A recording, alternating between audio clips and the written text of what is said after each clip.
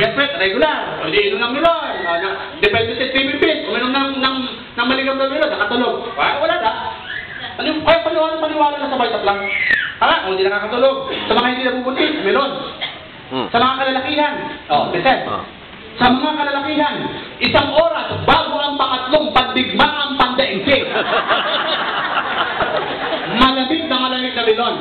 At kahit sabihin na ng 2 buko yan, Angry Bird yan. Ito na. Sa mga mag-asawa, pakinig.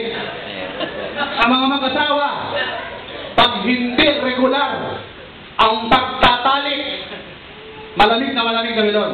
Huwag maligamgam. Pag maligamgam, lungay-ngay ang tuka. Malamig na personal TV. Yung kapitbahay ko, yung kumari ko.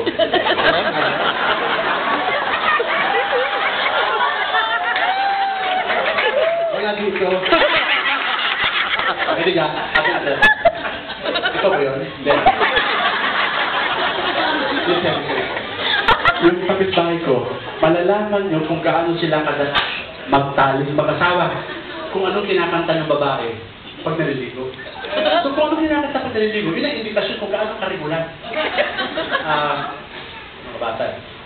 Okay lang ba na pag-usapan natin yung pagtatali? Okay lang ba?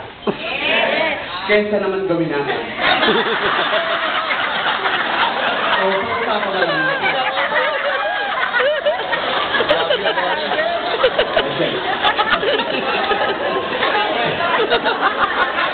Pag makinig, huwag mo nang bumili, tapusin mo na ako. Pwede. Pag walang pagkatalik yung kumari ko, ito ang kanta niya pag naliligo. Wala mo nang papasag ng tangstay na.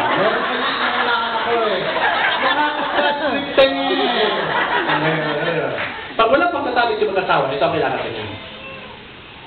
Maalala ko ang sumpa mo sa akin. Ito pa ang pala.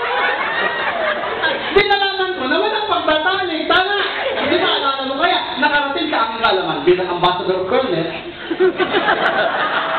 Of course, susyal ka! Ambassador ka! Siyempre, binenta ko na 2 kahon na melon. Aba, 5 araw na umiinom ng melon. Iba na ang kanta, hindi na maalaala mo kaya. Ito na ang kanta niya. Paminsan-minsan,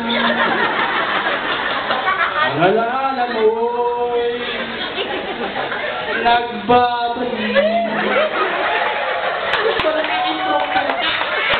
Pero ang maalaala mo kaya, sa paminsan-minsan, tama! Yes! Naubos na 2 kahon. So, na-expect.